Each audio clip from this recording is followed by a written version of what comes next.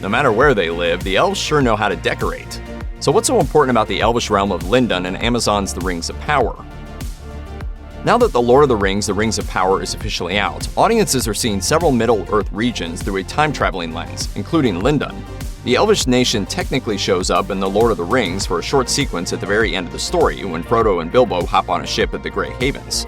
But by that point, the area is a skeletal remnant of the powerful fairy kingdom that exists there during the Rings of Power narrative, which is set during the Second Age of Middle-earth history. During that story, the elf capital Lindon is a powerhouse.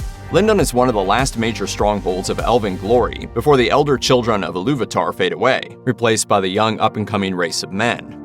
The time has come for the dominion of men. Here's a quick breakdown of the Elven Kingdom and the crucial part it plays in bridging the gap between the epic Elder Days and the Lord of the Rings story that fans know so well. Technically speaking, Lindon doesn't exist as a unified and structured kingdom until the Second Age begins. However, elves live for a very long time, and quite a few live in the area before it becomes a proper kingdom. The Silmarillion explains that the region is initially called Osiriand. The green elves dwell there, living secluded lives. It reads, "They were clad in green in spring and summer, and the sounds of their singing could be heard even across the waters of Galeon, wherefore the Noldor named that country Lindon, the land of music." I hear it said that when you cross over, you hear a song, one whose memory we all carry. When the First Age ends, the land to the west of Lindon sinks into a catastrophic world-breaking event called the War of Wrath. In the process, Lindon becomes the farthest western point on the Middle-earth map. Lindon is a major source of elvish power during the Second Age. There are other areas where elvish strongholds pop up, but none of them rival Lindon. Its leader is a fellow named Gil-galad. He's the fourth and last High King of a famous group of elves called the Noldor. His herald is a character that fans of The Lord of the Rings are quite familiar with, a half-elven dude named Elrond. When Lindon is founded, Elrond is eons away from his future as a wise and mighty counselor and the leader of Rivendell. At this point, he's a very young elf burdened by incredible ancestry trying to find his way in the world.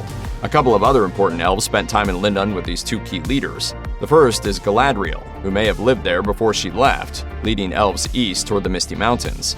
In the Rings of Power storyline, Galadriel is more integrated into Lindon, serving when the show starts as a commander of its northern armies. The final elf we can't fail to mention here is Círdan, a famous shipbuilder who spends his days helping his world-weary people leave Middle-earth to set sail for the Blessed Realm away in the west. The first rise of Sauron defines the Second Age of Middle-earth history. In the Third Age that follows, Sauron re-emerges, hunts for his ring, and is ultimately toppled by a hobbit, a scrappy king in exile, and a few other pretty important folks. Keep breathing. That's the key. Breathe. Oh. In the Second Age, though, Sauron is just starting to settle into his role. The first thing he does is dress up in a handsome physical form and call himself Annatar, Lord of Gifts. He tries to dupe the elves into thinking he's a good guy that can help them. This is how he ends up making a bunch of rings of power with some of the elves. Before that happens, the folks in Lindon try to stop him. The Silmarillion explains, "Only to Lindon he did not come, for Gil-galad and Elrond doubted him in his fair seeming, and though they knew not who in truth he was, they would not admit him to that land." Gil-galad and Elrond continued to doubt Sauron in disguise until matters finally come to a head about halfway through the Second Age. Eventually, the secret gets out that Annatar is Sauron after he, makes the One Ring and tries to control them directly and stuff. When that happens, war erupts and Sauron goes on the offensive. Gil-galad lends Lindon's armies, under Elrond's command, to resist Sauron's forces. They fail, which leads to Elrond retreating and founding Rivendell. It's a setback, but Lindon isn't destroyed. On the contrary, it turns into one of the key areas of Middle-earth that Sauron can't conquer. Many elves use Lindon's havens during this time to hightail it out of Middle-earth entirely, but Gil-galad holds together enough of his people to overcome the Dark Lord. Over the rest of the Second Age, the fate of Middle-earth swings back and forth. Lindon continues to play a key role, and Gil-galad receives help from the men of Numenor. The protracted centuries-long drama ends, temporarily at least, when Gil-galad and Elendil form the last alliance of elves and men. The group gathers and heads down south, where both leaders are killed, and Elendil's son, Isildur, cuts the One Ring from Sauron's hand.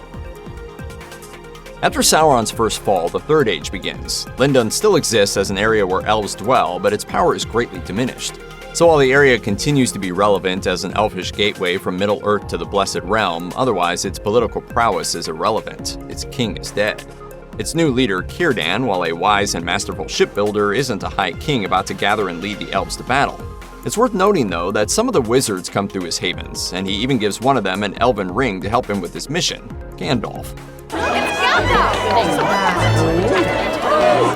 Even though there isn't much else going on, the area continues to be distinctly important, and very elvish. The hobbits who settle down in the nearby Shire halfway through the age have stories of the area.